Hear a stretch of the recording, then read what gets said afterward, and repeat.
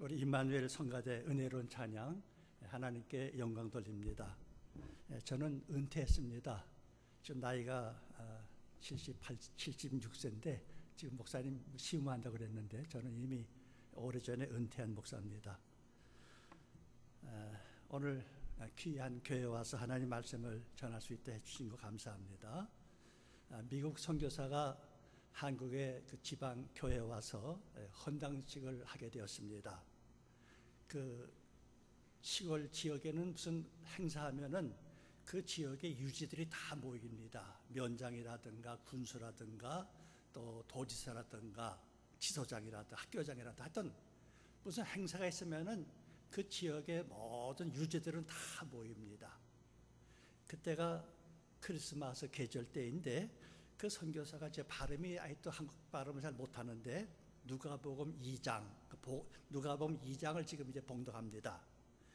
누가 2장이요?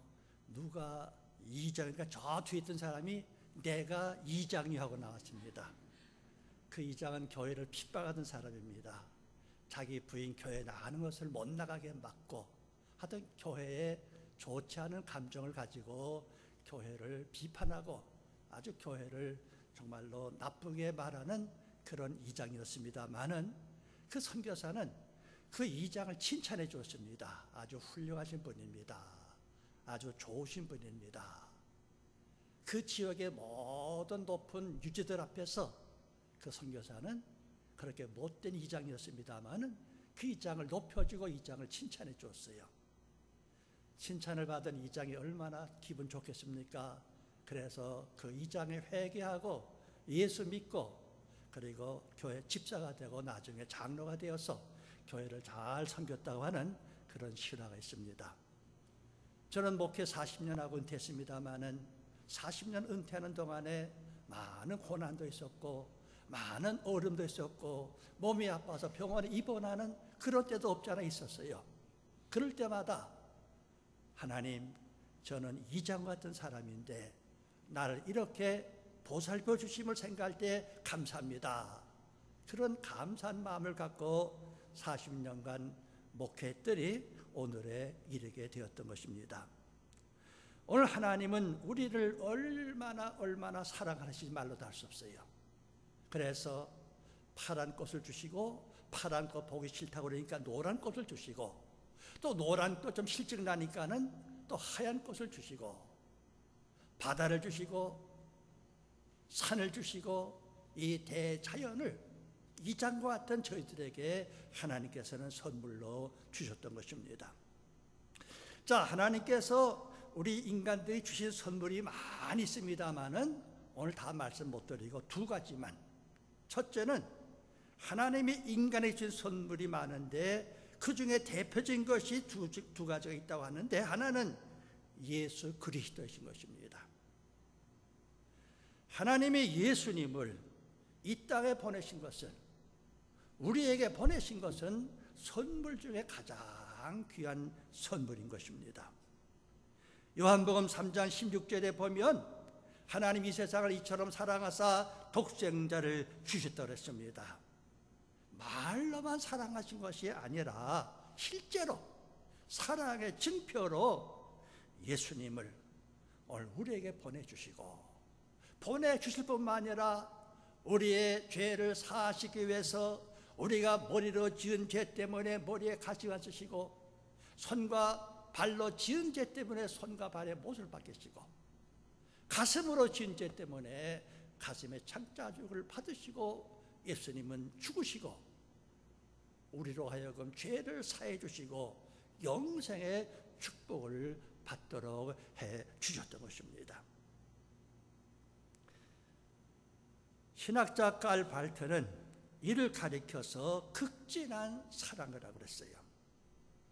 말로서는 그 사랑을 다 표현할 길이 없다는 뜻인 것입니다. 또 다른 하나는 이 세상에 우리에게 성경, 이 바이블을 주셨다는 것입니다. 우리가 이 험한 세상을 살아가면서 성경을 소유하고 하나님의 그 축복의 말씀을 하나님의 축복의 인도하심을 받을 수 있다는 것은 가장 크고 복된 일이요 가장 감사한 일이 아닐 수 없는 것입니다.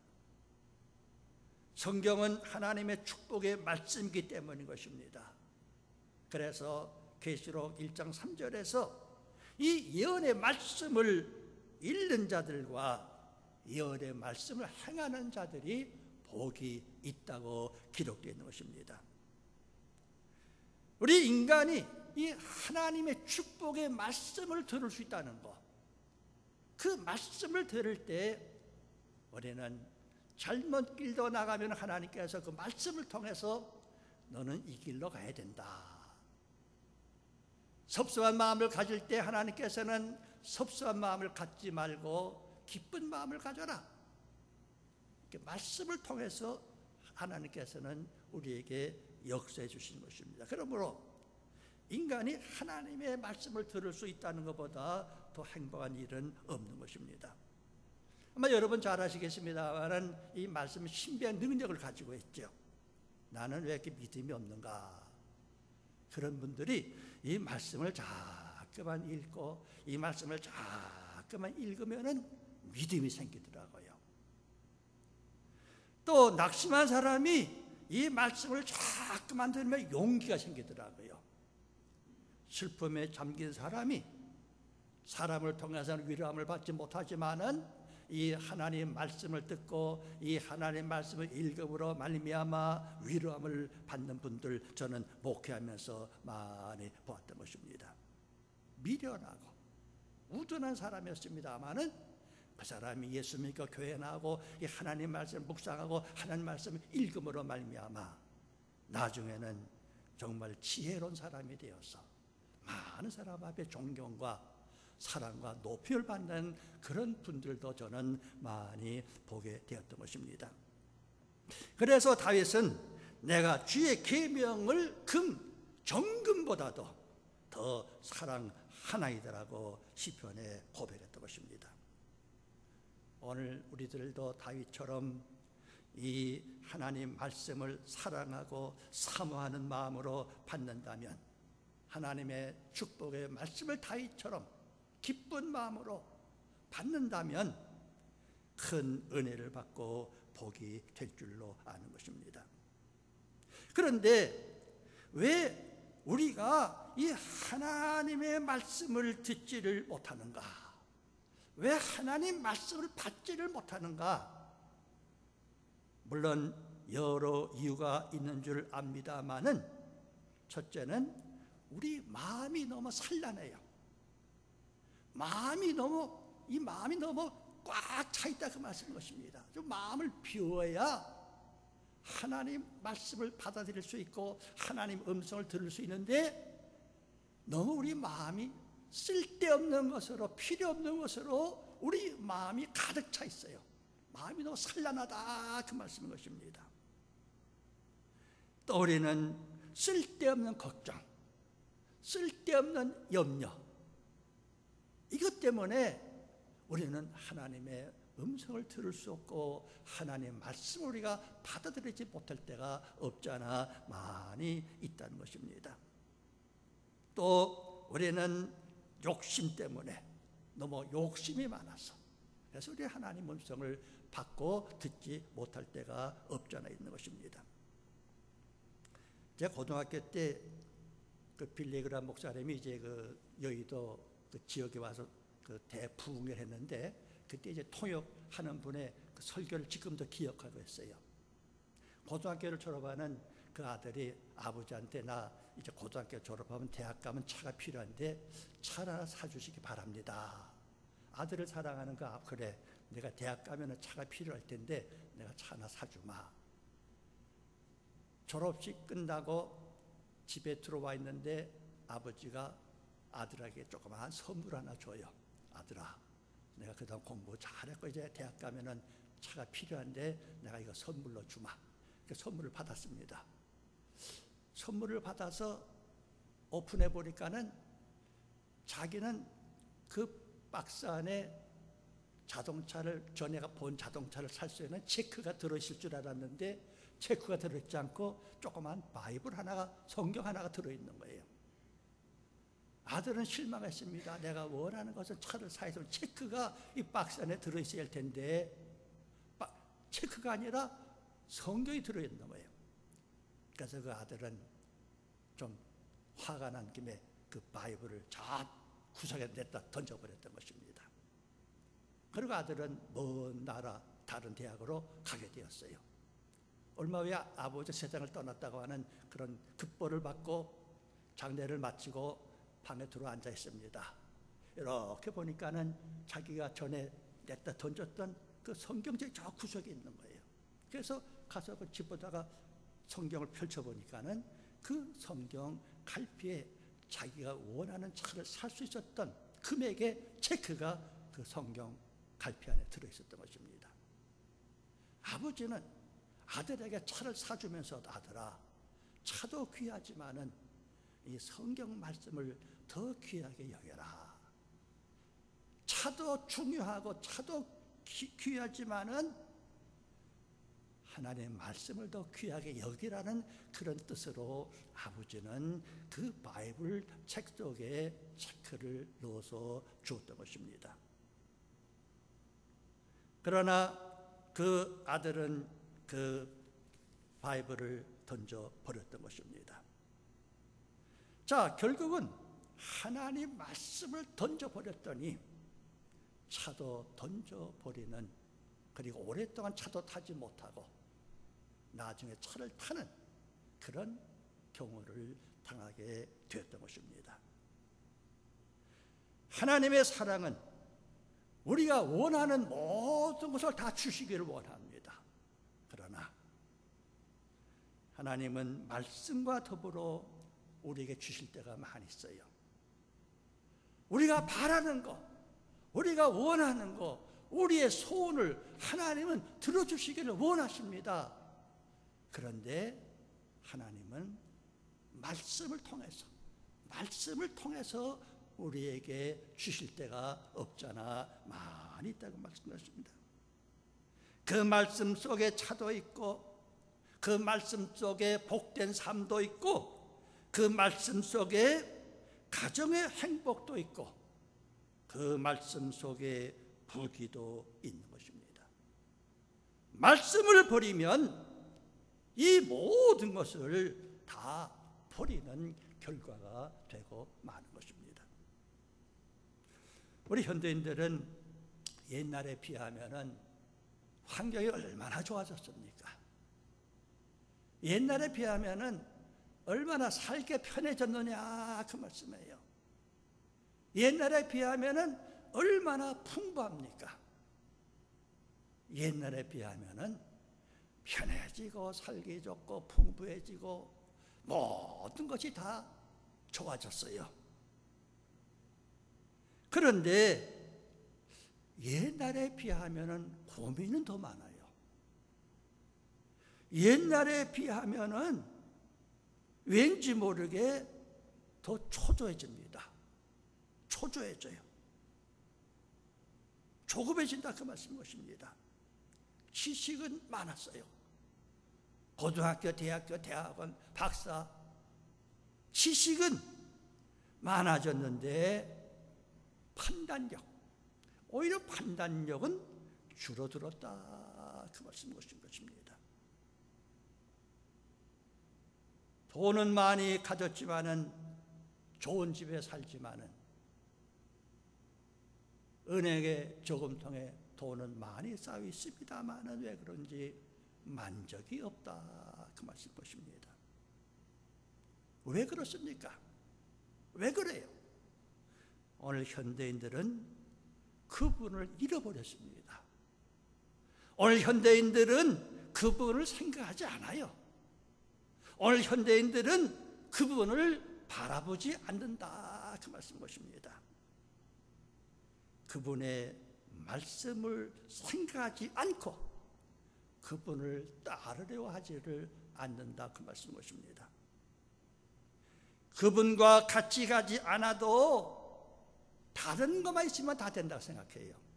돈이 있고 권력이 있고 힘만 있다면 된다고 생각하는 것입니다.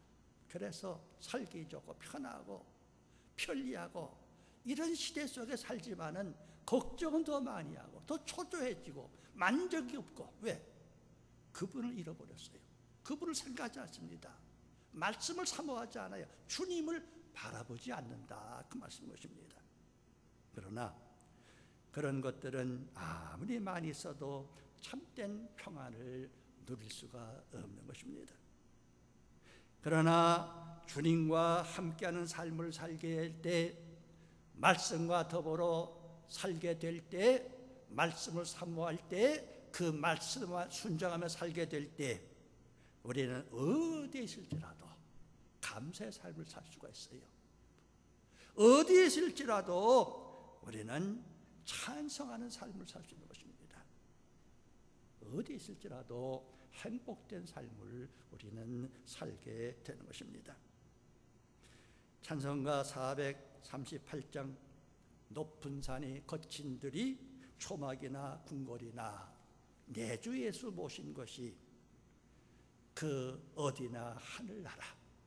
할렐루야 할렐루야. 내 모든 죄 사함받고 주 예수와 동행하니 그 어디나 하늘나라. 궁궐이라도 그분이 없으면 미움과 시기와 싸움과 질투와 불안이 끊임없이 연속되는 것입니다. 그러나 주님이 계신 것은 항상 감사와 찬송과 사랑과 축복이 있게 마련인 것입니다. 우리 남한과 북한을 비교해 보세요. 6.25 사변 전에는 사실 북한도 잘 살았습니다. 그런데 목사를 다 죽이고 기독교인들을 다 죽이고 교회를 다 불살라버리고 교회 문을 못으로 다 박았어요. 지금 남한과 북한을 비교해 보세요. 왜 북한은 그렇게 못 사는가? 남한은 왜 이렇게 풍부한가? 뭐 딱 한 가지 말하면은, 남한은 말씀이 있습니다. 그분이 계세요. 주님이 계세요. 북한에는 말씀이 없어요. 그분이 없습니다. 주님이 안 계십니다. 그래서 그 차이가 난다, 그 말씀인 것입니다. 그 미국의 대통령 가운데 가필테라는 사람 여러분 아마 다 아실 거예요. 그 가필테가 주일학교 어릴 때 그 어머니가 가필테야 조그만 바이블 하나 주면서, 가필테야 이거 하나님 말씀인데 이 말씀을 귀중히 여기고 이 말씀을 잘 사모하고 많이 읽고 이 말씀대로 살아라. 그러면은 내가 사람다운 삶을 살게 될 것이고 너는 하나님의 큰 축복을 받게 될 것이다. 초등학교 졸업식 날 담임 선생님들이 졸업하는 아이들을 하나하나 불러서 물었습니다. 너는 장차 어떤 사람이 되고 싶느냐? 아이들은 저마다 돈 많은 사장이 되고 싶습니다. 어떤 학생은 장군이 되고 싶습니다. 어떤 학생은 대통령이 되고 싶습니다. 가필드 차례가 왔습니다. 저도 장군이 되고 싶고 사장이 되고 싶고 대통령이 되고 싶습니다마는, 그러나 그보다 먼저 사람다운 사람이 되는 것이 저의 소원입니다. 사람다운 사람이 되는 것이 저의 소원입니다. 듣고 있던 선생님들이 장차 이 아이가 무엇이 될까 궁금했습니다. 그런데 그가 커서 미국의 20대 대통령이 되지 않았습니까? 오늘 인간의 조건을 갖추지 못한 사람에게 총과 칼을 맡기면 쿠데타를 일으키고 전쟁을 일으킵니다. 미숙한 사람에게 권세를 맡기면 그 권세를 남용해서 백성들을 불안하게 하고 나라를 망하게 합니다. 또한 인간이 안 된 사람에게 많은 물질을 주면 제대로 다스리지 못해서 가산을 탕진하고 마지막에는 폐인이 되는 모습을 우리는 볼 수가 있는 것입니다. 그러므로 오늘 성경은 주님을 가까이 하라고 여러 곳에 우리에게 말씀해 주고 있습니다. 왜냐하면 그분은 우리의 삶을 변화시키며 우리의 삶을 선한 길로, 복된 길로 인도해 주시는 분이시기 때문에 오늘 성경 바이블 보고 여러 곳에서 주님 말씀을 사모하고 그 말씀을 읽고 그 말씀을 살라고 여러 곳에서 우리에게 교훈해 주고 계신 것입니다. 그 말씀을 보고 읽으면 변화가 돼요. 제가 전에 아는 분이 요직에 있다가 그 정치적 관계로 교도소에 들어가게 되었습니다. 저는 조심스럽게 그 면회 가서 장군님 얼마나 참 고생이 많으십니까? 별 쓰리세타예요. 그 뭐 사실 사회에서는 존경받고 높임받고 대우받던 사람인데 그만 그 정치적 관계로 교도소에 들어가게 되었습니다. 그래서 제가 이제 교도 찾아가서 얼마나 고생이 많으십니까? 그 위로의 말씀을 했더니 그는 명랑한 웃음으로 저에게 이런 말을 해주었어요. 목사님, 저는 교도소에 있으면서 처음으로 주님 앞에 무릎을 꿇고 기도하여 보았고, 그리고 성경을 처음으로 신구약 한 번을 읽어보았습니다. 그리고 처음으로 나 자신을 그리스도 안에서 보았습니다. 자기가 세상에서는 자기를 볼 때 대단한 존재로 알았는데 그리스도 안에서 자신을 볼 때 정말로 참으로 부끄러운 자임을 알았습니다. 명예도 없고 물질도 얻었고 많은 것을 이뤘으나 교만해서 눈이 어두워 하나님의 은혜도 모르고 헛되게 살아온 것을 깊이 뉘우쳤습니다. 참으로 회개하고 많이 울었습니다. 목사님, 부끄럽지만 이제부터 그리스도 안에서 바르게 살고 믿음으로 새 출발하겠다고 하면서 제 손을 꽉 잡으면서 말해 주었습니다. 저는 위로하러 갔다가 오히려 위로를 받고 많은 반성도 하고 그리고 감동을 받고 돌아온 적이 있는 것입니다. 무척이나 타락하고 방탕했던 한 젊은이가 교회를 나오고 그 예수 그리스도를 열심으로 믿게 되었고 부지런하고 성실한 사람으로 변화가 되었어요. 오랜만에 그를 만난 친구가 이렇게 물었습니다. 자네 어떻게 이렇게 많이 달라졌나? 전에는 나쁜 짓도 많이 하고 싸움도 많이 하고 가정에 소홀했고 그랬던 자네가 어떻게 이렇게 많이 변했나? 그러자 나는 예수를 만났네. 나는 성경을 보게 되었네. 나는 교회 나가게 되었네. 라고 대답했어요. 그러자 그 친구는 그래, 자네가 교회 다닌다고? 한번 물어보자. 예수가 어떻게 세상을 떠났는가? 예수가 십자가에 달려 돌아가셨지. 예수가 어느 지방에 돌아가셨는가? 중동의 어느 나라라고 들었네. 예수가 몇 살에 돌아가셨는가? 잘 생각이 안 난단 말이에요. 아마 한갑 때 돌아가시지 않았나? 그렇게 대답을 했어요. 그 젊은이가 제대로 예수님 몇 살에 돌아가시고 제대로 대답을 못하니까는 그 친구 그것도 모르면서 뭐 예수 믿는다고 핀잔을 주었던 것입니다. 그때 젊은이가 그 친구에게 이렇게 대답했어요. 아니야, 내가 예수 믿기 전에는 방탕했고 게을렀고 가정에도 소홀했지. 그러나 예수 믿고 난 후에는 달라졌네. 성실한 사람이 되었고 내 아내를 사랑하게 되었고 자식들을 소중하게 여기며 살아가게 되었다네. 이것이 내가 예수를 믿고 있는 증거일세. 예수를 영접한다는 것은 놀라운 변화의 연속인 것입니다. 그러므로 우리 신앙인들은 성경이 지시하고 있는 원칙을 마음에 품고 오늘을 살아야 되는 것입니다. 세상을 가까이 하면 가까이 할수록 점점 거칠어져요. 점점 강팍해진다, 그 말씀인 것입니다. 우리 목사도 마찬가지예요. 기도 생활 좀 등한히 하면은 왜 그런지 잠깐만 세상을 바라보게 도 세상 욕심이 생겨. 그래요. 목사도 그래요.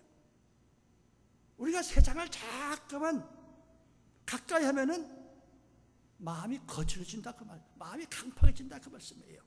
그러나 주님을 가까이 하고 주님과 함께 걸어가고 말씀을 가까이 하면은 이 생각이 바뀌어지는 것입니다. 좋은 생각으로, 나쁜 생각에서 좋은 생각으로, 슬픈 생각에서 기쁜 생각으로, 원망의 생각에서 감사의 생활로 이게 잠깐 바뀌게 된다 그 말씀인 것입니다.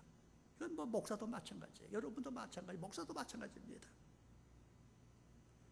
그래서 오늘 성경은 주님을 가까이 하라, 말씀을 가까이. 왜?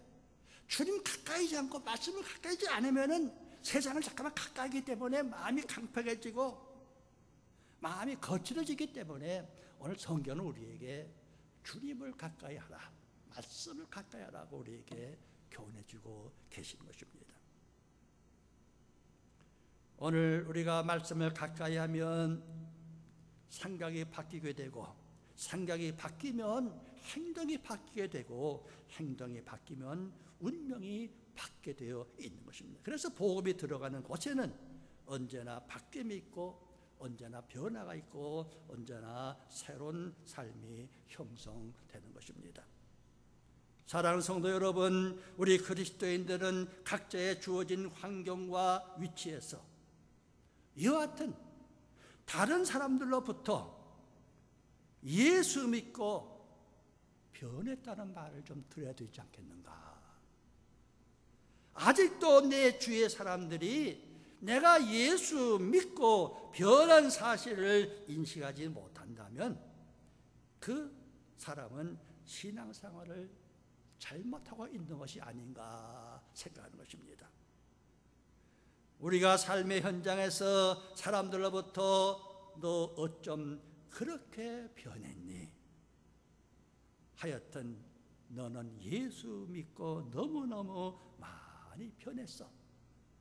이런 소리를 우리가 들을 때 주님이 기뻐하시고, 주님께서 나를 위해서 십자가 상에서 피 흘리신 보람을 주님께서 느끼시지 않을까 저는 생각해 보는 것입니다.